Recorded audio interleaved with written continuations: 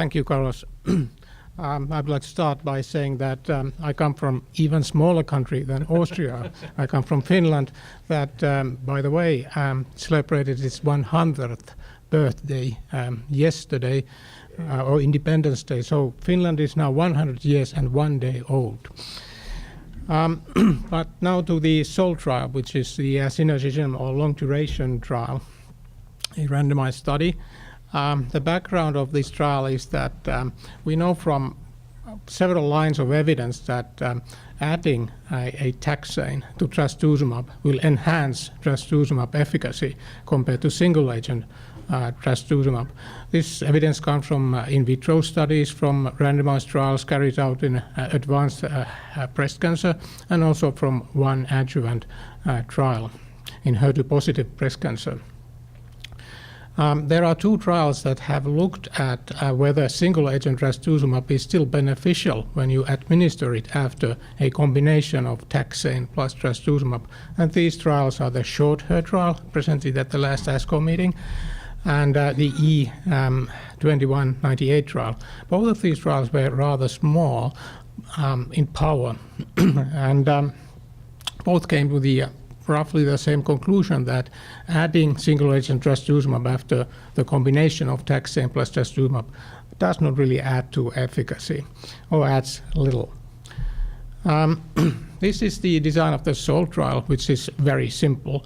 The chemotherapy part was exactly similar in the two arms, and the only difference between the two arms was single-agent trastuzumab, shown in blue here. That was administered after chemotherapy to complete 1 year of administration of trastuzumab. So the patients first got trastuzumab concomitantly with docetaxel, or D here, for 9 weeks. And that was followed by 3 cycles of FEC in both arms. And then in arm B, the patients continued single-agent trastuzumab up to 1 year. So that's very simple. Docetaxel dose was either 80 milligrams per square meter or 100 milligrams per square meter, and each center could choose the dose they would like to use. Some centers chose the 80 milligram dose and others the 100 milligram dose. Then we gave the radiation therapy according to the institutional guidelines, and endocrine therapy for a minimum of 5 years whenever cancer was ER or PR positive. So what were the patients like? So they had generally good performance status, and of course they had histologically confirmed HER2-positive breast cancer. Cancer was either node negative, axillary node negative, or axillary node positive. And when it was node negative, the size had to be larger than 5 millimeters in diameter. And then the cardiac left ventricular ejection fraction, LVEF, had to be 50% or more. So the cardiac function had to be normal for these patients. The study was actually first designed as a superiority trial, so looking at which one of the arms is superior. But we revised the study size and the study design during the study, because first we noticed that the assumptions we made for the 5-year disease-free survival were too low. Data accumulated from other trials that the patients will be doing better than we anticipated. And we also realized that actually the shorter arm cannot be better than the longer arm because less drug is given, and trastuzumab was fairly well tolerated, so it was very unlikely that it could be better. So we changed the design from a superiority trial to a non-inferiority trial. In other words, trying to look whether the shorter arm is equally good in efficacy as the longer arm. And also the accrual of the patients to the trial turned out to be slower than we expected. So that also affected the power calculations. And then we made new assumptions, 5-year disease-free survival about 80%, etc., leading to a non-inferiority margin of 1.3 and a study size of 2,168 patients and 366 events using one-sided testing, because we wanted to see whether the shorter arm is equal in efficacy as the longer arm. Well, then more than 2,000 patients were accrued to the trial between January 2008 and December 2014, so accrual took almost 8 years. We anticipated 4 years, but it took twice as long. The study analysis is based on time, the landmark follow-up time as per the study protocol, because in December 2016, when the last patient had been accrued and followed up for 2 years, clearly less than the anticipated number of events had occurred. The data collection cutoff date was set as December 31, 2016, and the median follow-up of the patients turned out to be 5.2 years. These are the characteristics of the patients in the trial. They were typical, median age 56. 60% of the patients had node-negative cancer. And this is now the main result of the study.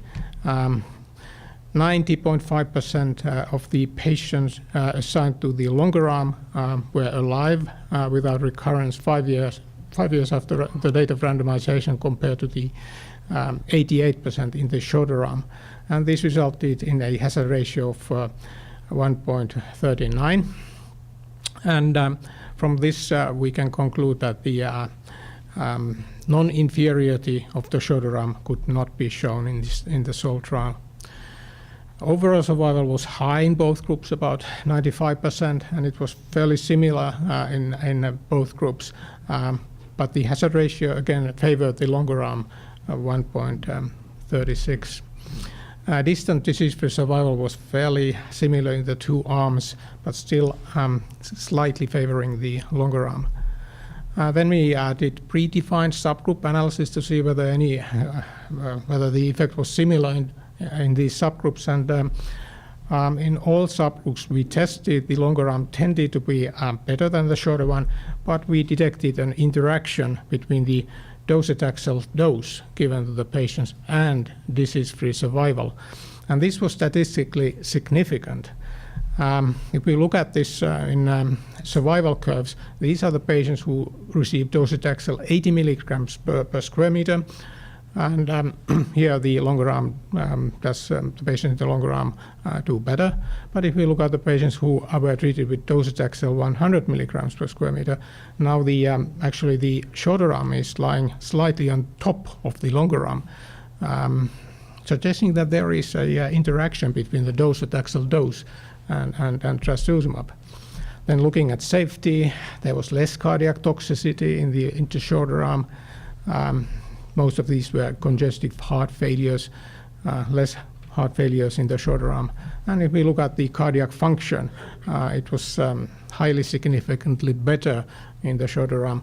In both groups, the LVF goes down while the patients are on chemotherapy, but then starts to recover in the shorter arm once trastuzumab is stopped. And this is our conclusion. We could not show that the 9-week administration of trastuzumab plus docetaxel or chemotherapy was non-inferior to the standard treatment in terms of disease-free survival. Patients who were treated with the shorter treatment had better cardiac function and less cardiac adverse events. The docetaxel dosing requires further study. And finally, chemotherapy plus 1 year of HER2 therapy should probably remain the standard treatment based on the SOLT results.